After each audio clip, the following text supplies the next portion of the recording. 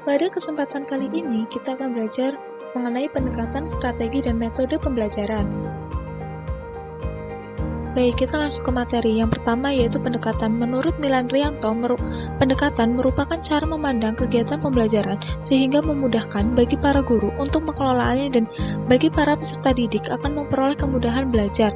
Dan secara umum, pendekatan dapat diartikan sebagai titik tolak atau sudut pandang kita terhadap proses pembelajaran, sehingga pendekatan dapat diartikan sebagai suatu cara memandang kita terhadap proses pembelajaran yang terjadi di dalam kelas.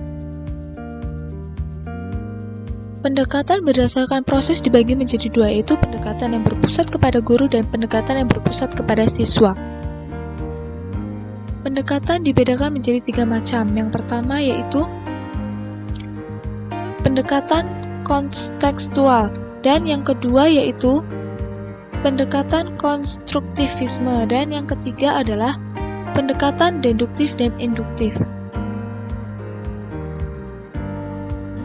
Kemudian kita akan melanjutkan materi ke berikutnya yaitu strategi.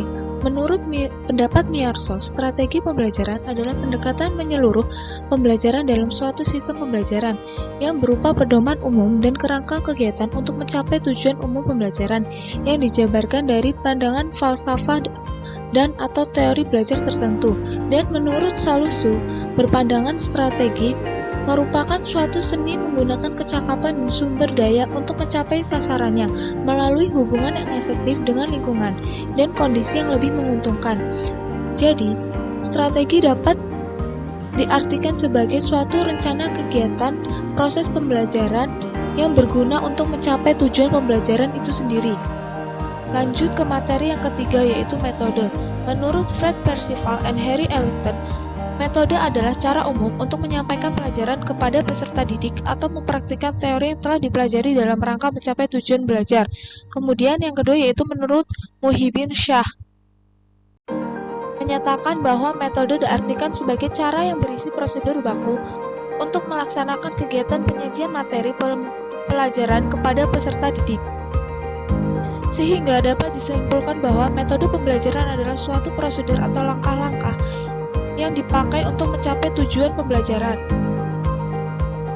Karakteristik metode pembelajaran yang pertama yaitu menciptakan suasana yang kondusif, yang kedua yaitu memudahkan siswa untuk memahami bahan ajar, dan yang ketiga mendorong siswa untuk berperan aktif, dan yang terakhir adalah menumbuhkan kepribadian siswa.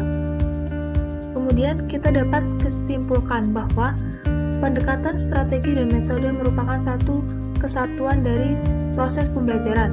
Pendekatan merupakan titik awal untuk menentukan strategi apa dan metode apa yang akan digunakan untuk melakukan pembelajaran sehingga nantinya pembelajaran dapat mencapai tujuan pembelajaran itu sendiri.